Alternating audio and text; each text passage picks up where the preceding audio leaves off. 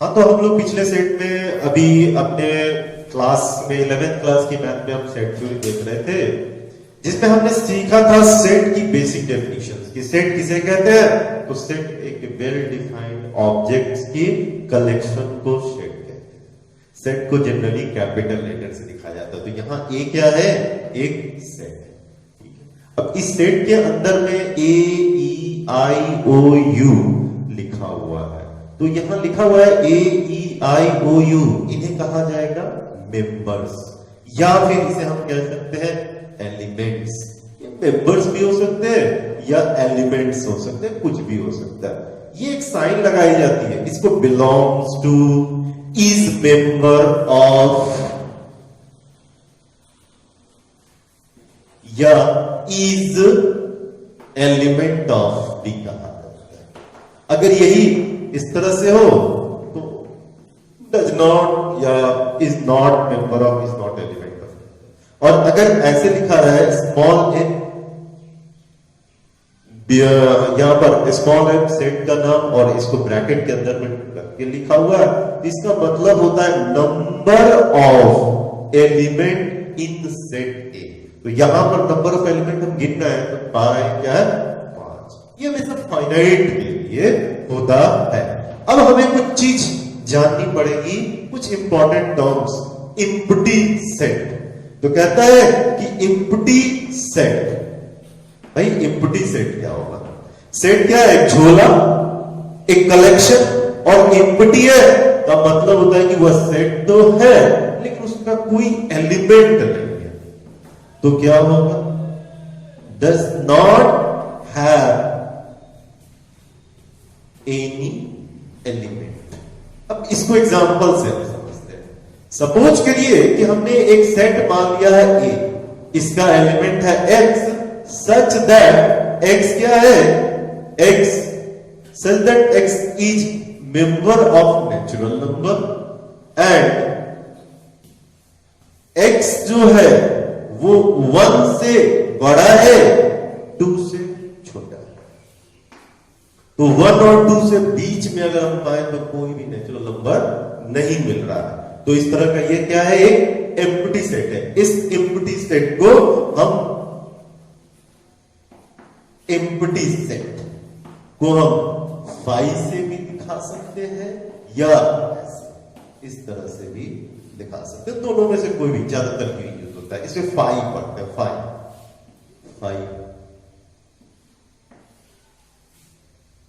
तो empty set को हम दिखा दिया। एम्प्टी सेट को हम ज्यादातर इस तरह से दिखा सकते हैं या 5। एम्प्टी सेट का मतलब ये होता है कि भाई एम्प्टी सेट में किसी भी प्रकार का कोई भी एलिमेंट नहीं होता।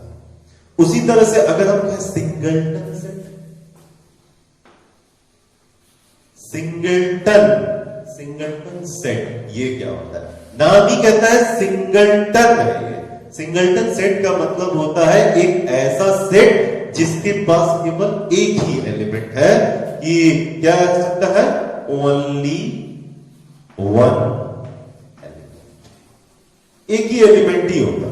अब ऐसा से मान लो कि आपके पास एक सेट है और एक ए सेट है जिसके पास एलिमेंट एक्स है, और एक्स क्या है? बिलोंग्स करता है किसी नेचुरल नंबर से, और साथ ही x जो है वो 1 से बड़ा है, 3 से छोटा है। तो ऐसा कौन सा नेचुरल नंबर है जो 1 से बड़ा भी है और 3 से छोटा भी है? तो ऐसा सिर्फ और सिर्फ 2 है।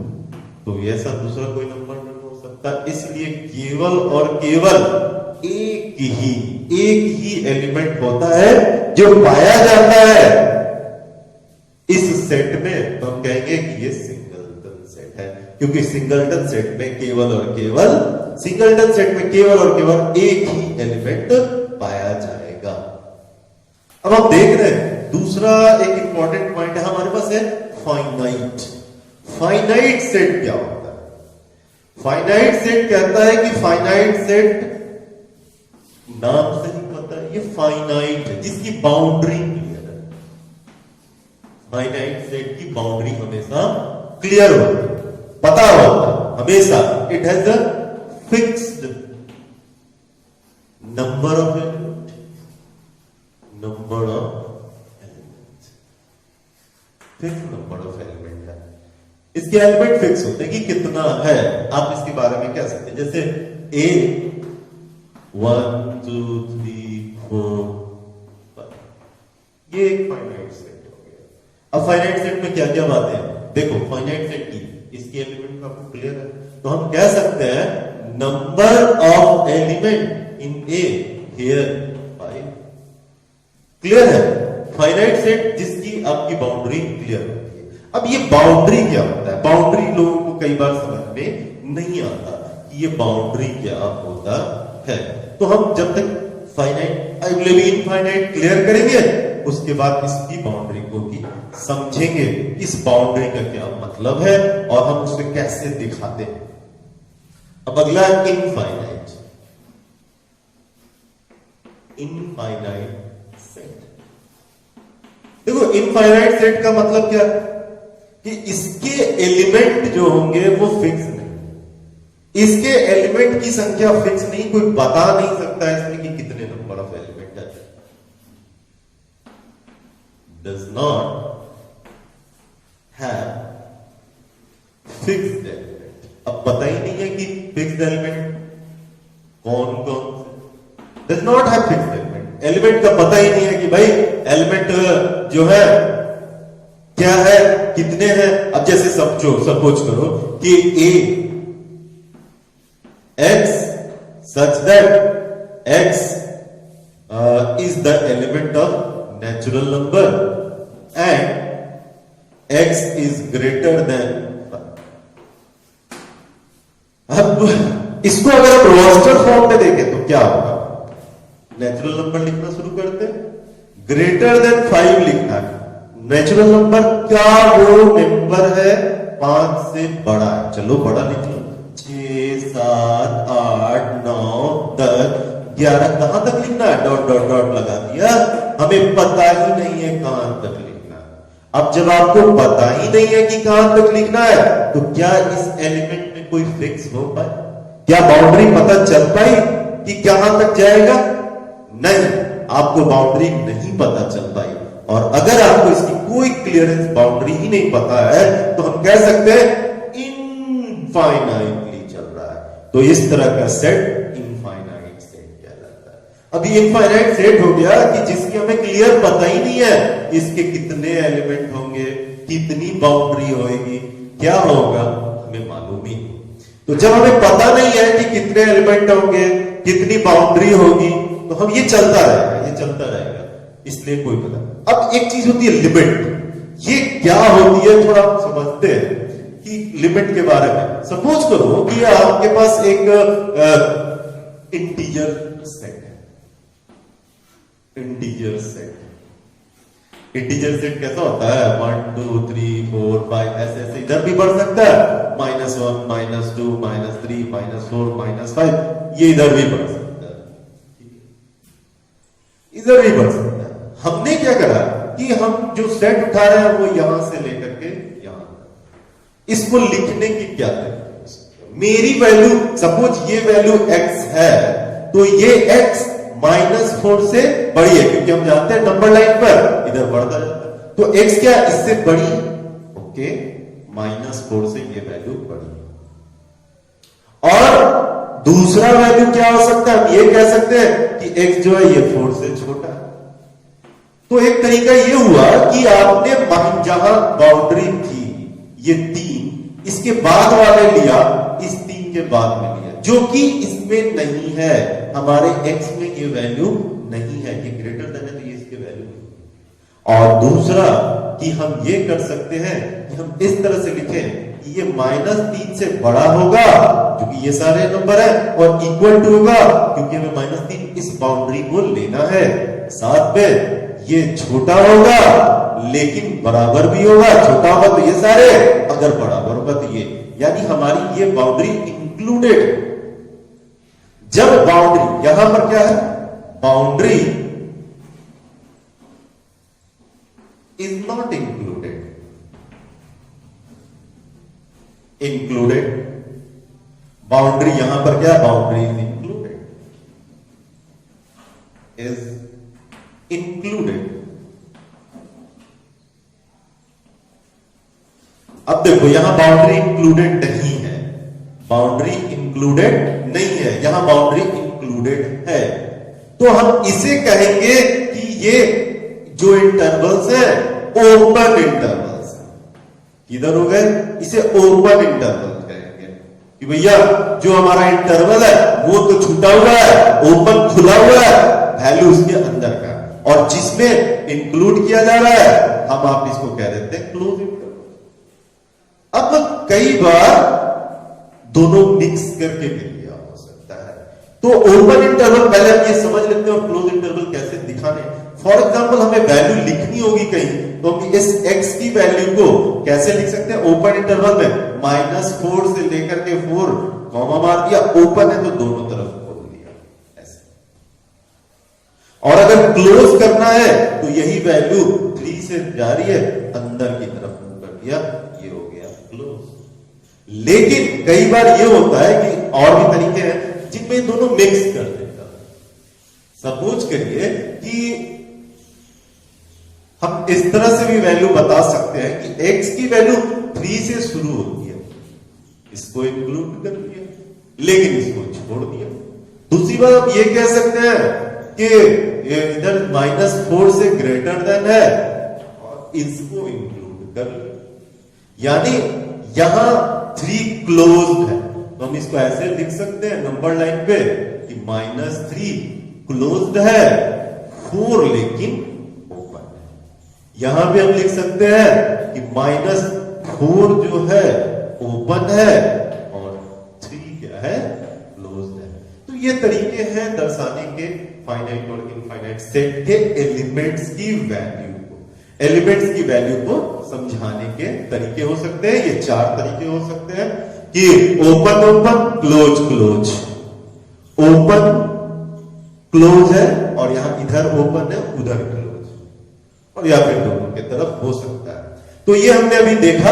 अब हम लोग इसके बाद के टॉपिक को देखते हैं।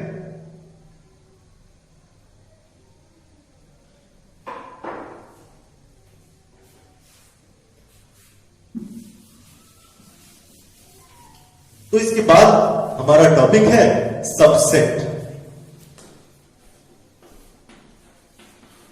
Subset, subset. हाँ, तो यहां आप देख रहे हैं नेक्स्ट टॉपिक इज सबसेट। सब से पता चलता है, सब का मतलब होता है उससे छोटा, सबऑर्डिनेट। तो सबसेट क्या होता है? सपोज करो यहां पर हम 2 सेट दे रहे हैं। एक सेट है 1 2 3, इसके एलिमेंट है। दूसरा सेट है बी, बी का एलिमेंट है 1 2 3 4 5। इन दोनों में क्या चीज दिख रहा है? कॉमन। ये दिख रहा है कि इसके जितने भी एलिमेंट हैं वो बी वाले सेट में प्रेजेंट है। ए का सारा एलिमेंट बी में प्रेजेंट है। बी में कुछ एलिमेंट हैं जो ए में प्रेजेंट नहीं है, लेकिन ए के सारे एलिमेंट बी में प्रेजेंट है। तो क्या करें? अब हम देख पा रहे हैं कि जब किसी भी सेट का सारा एलिमेंट किसी दूसरे सेट में पाया जाता है तो हम कहते हैं कि वो सेट दूसरे वाले सेट का सबसेट है। सबसेट के लिए ये सिंबल यूज करते हैं। ए बी का सबसेट है, A is subset of B. तो बी क्या है? उसका सुपर सेट है। B is the super set of B. इसी चीज को उलट के लिखा जाए तो हम कहेंगे B is super set of A. B is the super set of A. Suppose करें कि ए का यहां पर सबसेट हमें बनाना है, थोड़ी देर के लिए सोचिए। तो कौन कौन सा सेट बन सकता है? पहले तो एक ऐसा सेट हो जो इम्पटी, ये इम्पटी सेट है, खाली सेट है, इसमें कुछ है ही नहीं। तो क्या ये इम्पटी सेट इसका सबसेट हो सकता है? यस, इम्पटी सेट जितना भर कोई भी सबसेट हो, दुनिया के सारे सबसेट का वो सबसेट हो सकता है, क्योंकि इसमें कोई एलिमेंट नहीं है तो वो चीज तो इसमें है, एक भी है तो इससे तो ज्यादा ही।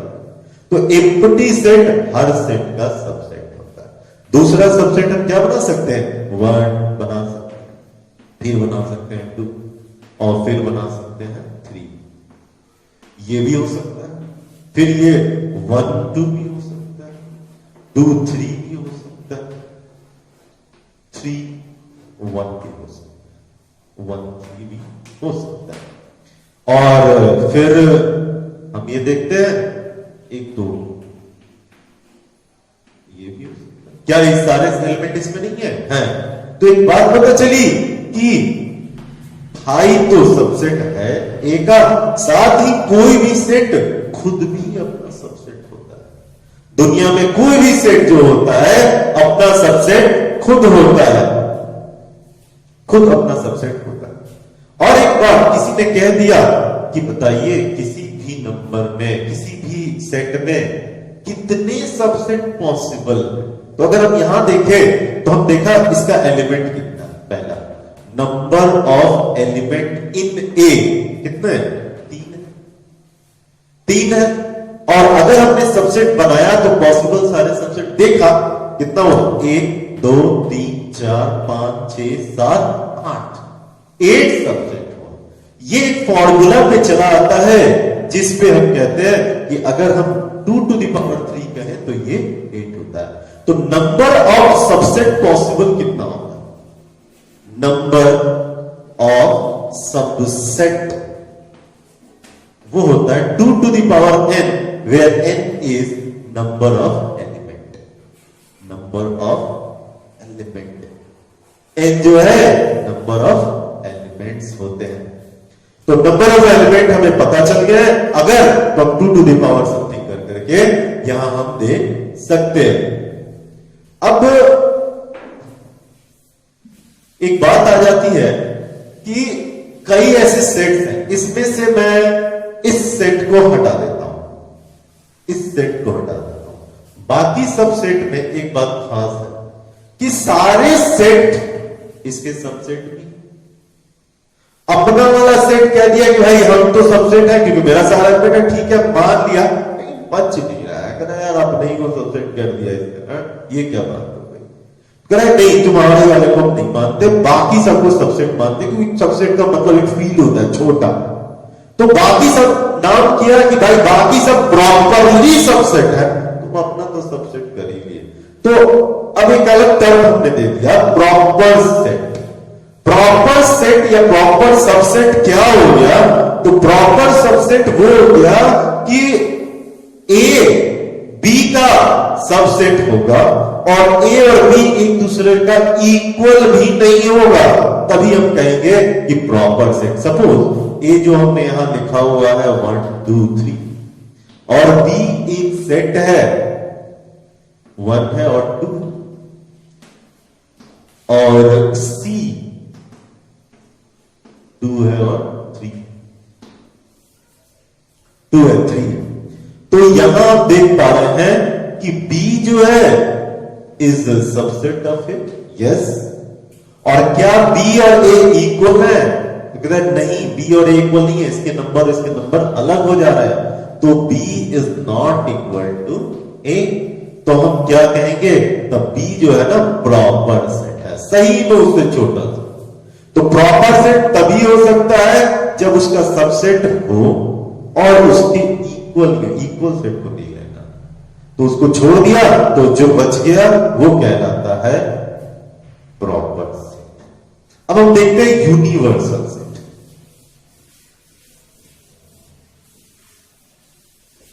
यहां पे हम देख पा रहे हैं कि B है और C है, एक ऐसा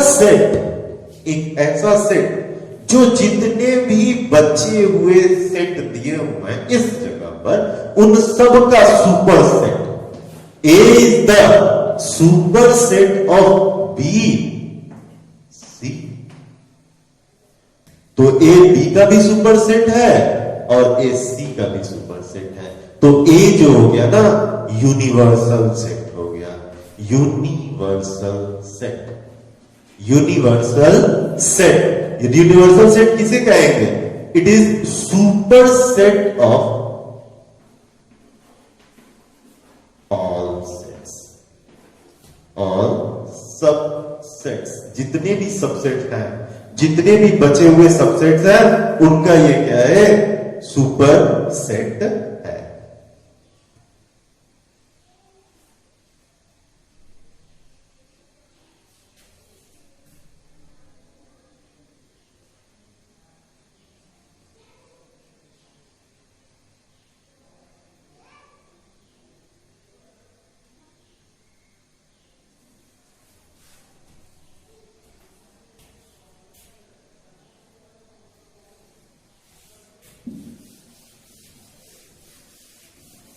अब कुछ क्वेश्चंस देखेंगे और क्वेश्चन देख करके हम इसे सॉल्व करेंगे।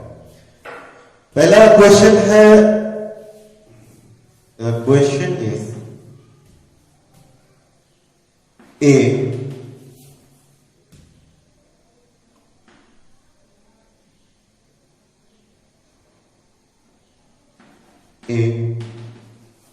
x such that x is the member of R where -3 greater than x greater than equal to 5।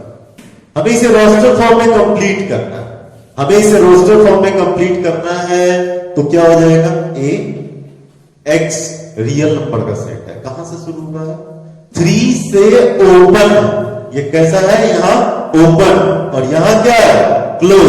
Open का मतलब इसको छोड़ देना है, छोड़ दीजिए, इसके बाद आएगा और -2। तो मान लो हम यहां ये ऐसे नहीं लिख सकते, तो हम इसका लिमिट लिखना है। मान लो इसका है, क्वेश्चन ही होगा, राइट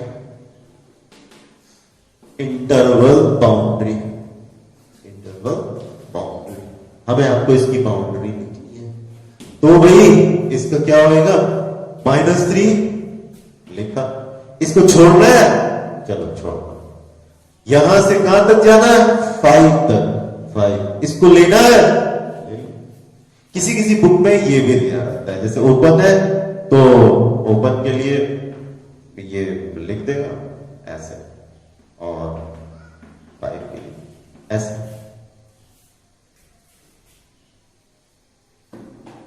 ये ओपन के लिए, लेकिन ये समझने में आसान है, आप इसको कैरी कीजिए।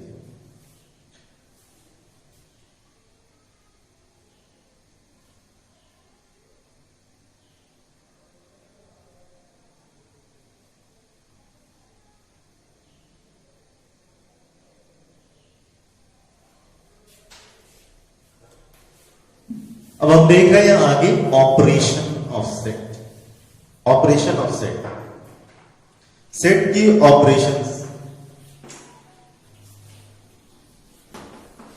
Of set. फर्स्ट ऑपरेशन है union of set, union of set, union of set. Union of set का पहले डेफिनेशन एग्जांपल समझिए, अगर है 1 2 3 4, बी एक सेट है 2 3 4 5, हमने एक सेट लिखा सी और इसकी एलिमेंट डाली, हमें एलिमेंट कैसे डालना, हमें इसमें एलिमेंट डालना है कि वो ए का भी होना चाहिए, बी का भी होना चाहिए, तो हम ए वाला एलिमेंट डाला 1 2 3 4, और बी में देखा देखिए बच रहा है, इसको भी डाला। तो हम इसको क्या कह सकते हैं कि इसका जो एलिमेंट है वो आइदर ए में भी है, बी में भी है, या दोनों में है। ए में भी होना चाहिए, बी में होना चाहिए, या दोनों में होना चाहिए, तो हम यूनियन कहते हैं। यूनियन की सिंबल होती है यू, एस। तो अगर ए यूनियन बी लिखा हुआ है, ए यूनियन बी लिखा हुआ है, तो ये क्या है, ये एक सेट है, ये एक सच है, सच दैट इसके एलिमेंट इस प्रकार से हैं कि such that x is the element, x is the element, ये एक्स जो है बिलोंग करता है ए से, और एक्स बिलोंग करता है, ये देखो, या तो x a से होगा या तो x b में होगा। इसमें आप जब एलिमेंट उठाएंगे तो वही एलिमेंट या तो a में होगा या तो b में होगा। आइदर a में हो सकता है या b में भी हो सकता है। ऐसे को हम कहेंगे कि यूनियन ऑफ सेट। अब जैसे एक और एग्जांपल देखो, A E I O U, B P P Q U I R, and C C D E F I. Question है first A union B, second B union C, और third A union C। हमें निकालना, तो हम देख रहे हैं पहला A यूनियन B, इसका मतलब क्या होता है? वो सारे एलिमेंट वो या तो A में होने चाहिए या तो B में होने चाहिए। तो हमने लिख लिया A E I O U, A E I O U। अब यहां देखा तो U रिपीट है, ये भी रिपीट है, इनको छोड़ के बाकी तीन का लिख दिया, तो वो हो गया P Q R। अब सारे एलिमेंट हो गए, इसके सारे एलिमेंट या तो A में प्रेजेंट है या तो B में प्रेजेंट है। अगर B यूनियन C की बात करूं तो B यूनियन C देखो, या तो एलिमेंट B में प्रेजेंट होगा या तो एलिमेंट C में प्रेजेंट होगा। तो P Q U I R C D E F, I repeat हो गया तो हमने छोड़ दिया। अब वो इसके सारे एलिमेंट जो हैं वो एलिमेंट आइदर B में होंगे या आइदर C में होंगे। तो यूनियन का मतलब होता है कि इन दोनों में एलिमेंट या तो इसमें होना चाहिए या फिर दूसरे वाले में होना चाहिए। अब तीसरा क्वेश्चन क्या कहता है कि भैया A यूनियन C करो। ओके जी, A यूनियन C, तो A और C में हमने देखा ये कॉमन है, I कॉमन है, तो पहले इसको लिख लिया A E I O U। अब इसके बाद लिखा C D और F। जी हाँ, तो ये A यूनियन C हो गया। A यूनियन C का मतलब एक ऐसा सेट जिसमें जो एलिमेंट है वो या तो A में प्रेजेंट है या तो C में प्रेजेंट है। दोनों में प्रेजेंट हो सकते हैं, आइदर उसमें हो या इसमें हो, तो ये यूनियन कहलाता है। अब हमने देखा यूनियन हो गया ये। अब यूनियन के बाद एक दूसरा ऑपरेशन है, दैट इज इंटरसेक्शन।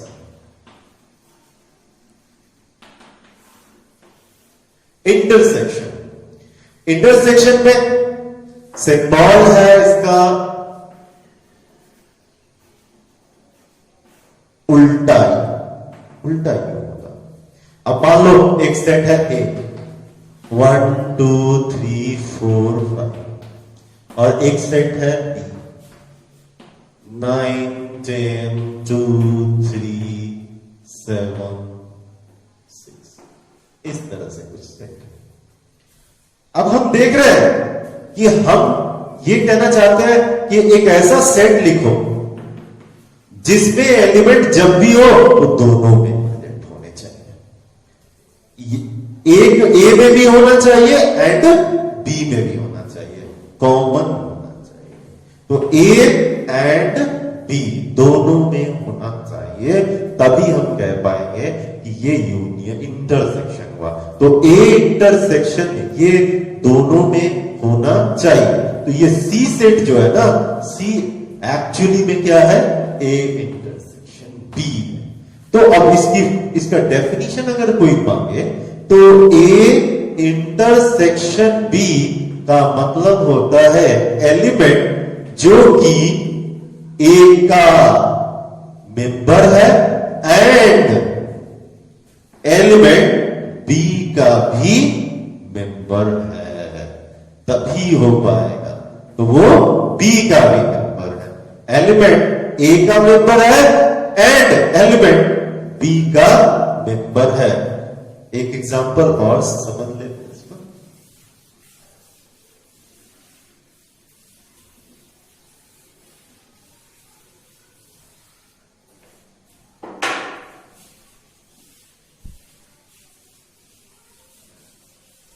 अब देखते हैं एक क्वेश्चन है यहां पे। ए 1 2 3 4 5 6 7 बी 2 3 5 7 8 9 सी 1 2 3 9 10 12। अब देखो यहां हमें लिखना है पहला A intersection B, second B intersection C. अब हमें यहां लिखना है तो पहले सॉल्व करते हैं। ए इंटरसेक्शन बी क्या होगा? 1 दोनों में नहीं है, 2 यहां भी है, 2 है, 3 है, 3 है, 4 4 नहीं है, 5 है, 5 है, 6 7 है, 7 है, 8 9 है। तो हमने लिखा 2 3 5 7, ये चारों दोनों में प्रेजेंट है, तो उसे हम कहेंगे कि ये इंटरसेक्शन है, ए इंटरसेक्शन बी। अब दूसरा हो गया बी इंटरसेक्शन सी। इसका मतलब क्या हो गया कि नंबर दोनों में होना चाहिए। 1 दोनों में नहीं है, 2 दोनों में है, 3 दोनों में है, 5 6 7 8 9 दोनों में है, कोई नहीं। तो हमने रख दिया 2 3 9। ये जो तीनों संख्याएं हैं ये दोनों में है, इसीलिए हम कह सकते हैं ये इंटरसेक्शन हो गई। अब अगर किसी ने कहा कि तीनों का इंटरसेक्शन बताओ, A intersection B intersection C, तो कैसे करेंगे? तो वो संख्या जो तीनों में होनी चाहिए। तो ए इंटरसेक्शन बी हमें ये पता है, ए बी इंटरसेक्शन ये पता है, तो यहां सिंपल हम देख सकते हैं 2 3 2 3, ये तो सब में होगा। यहां हो गया 2 3। अब ये 2 3 सारे में कॉमन हो गया। तो इंटरसेक्शन का मतलब होता है कि जो संख्या दोनों या तीनों से कॉमन है उसे हम कहते हैं इंटरसेक्शन। ओके, तो इसके बाद